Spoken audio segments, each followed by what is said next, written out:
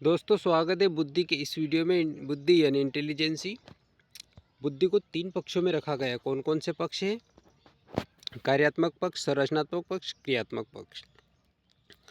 दोस्तों अगर teaching exam की आप तैयारी करें तो आपके लिए ये वीडियो बहुत कारगर साबित होने वाला है और इससे जुड़ा एक प्रश्न आपके परीक्षा में आने ही वाला है।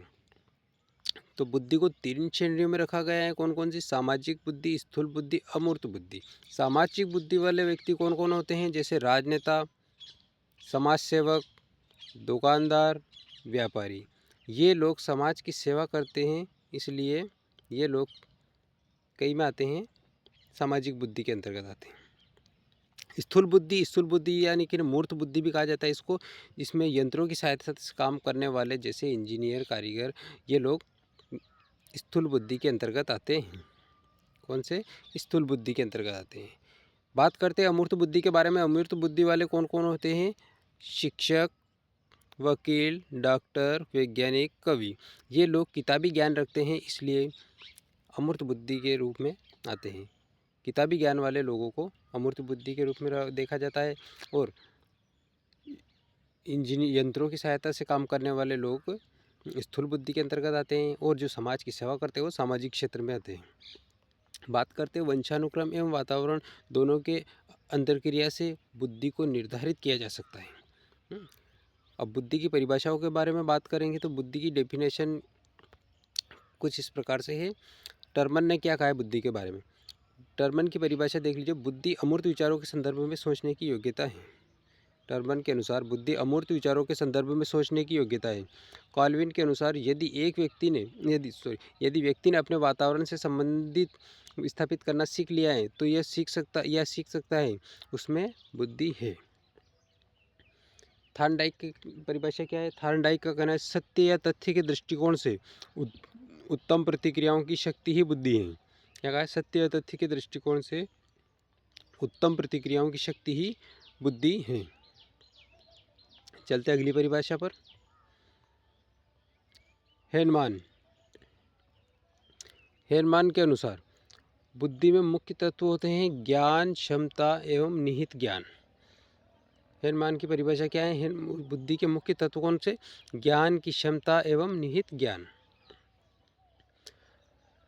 वुडरो के अनुसार बुद्धि को क्या कहा गया है? वुडरो ने बुद्धि को क्या कहा है? वुडरो ने बुद्धि को कहा बुद्धि ज्ञान अर्जन करने की क्षमता है। बुद्धि ज्ञान अर्जन करने की क्षमता है। और वुडवर्थ ने क्या कहा है? वुडवर्थ का कहना है कि बुद्धि कार्य करने की एक विधि है। बुद्धि कार्य करने की एक विधि है। यह बात किसने कही? वुडवर्थ ने कही। वेस्लर की परिभाषा देखते हैं। वेस्लर ने क्या कहा है? बुद्धि किसी व्यक्ति के द्वारा उद्देश्यपूर्ण ढंग से कार्य करने, तार्किक चिंतन करने तथा अपने वातावरण के साथ प्रभावपूर्ण ढंग से क्रिया करने की सामूहिक योग्यता बुद्धि कहलाती है। चलते अगली परिभाषा पर।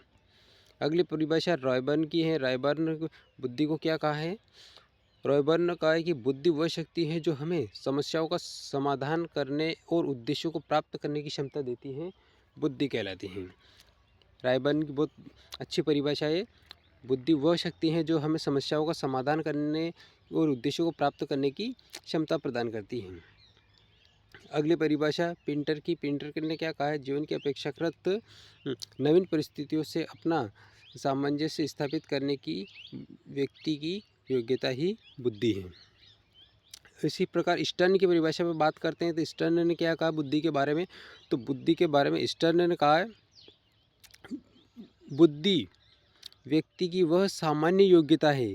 क्या कहा है? बुद्धि व्यक्ति की वह सामान्य योग्यता है जिसके द्वारा वह सचेत रूप से नवीन आवश्यकताओं के रूप में चिंतन करता है। इस तरह जीवन की नई समस्याओं एवं परिस्थितियों के अनुसार अपने आप को ढालने की समस्या मानसिक योग्यता बुद्धि कहलाती है। चलते हैं अगली परिभाषा पर।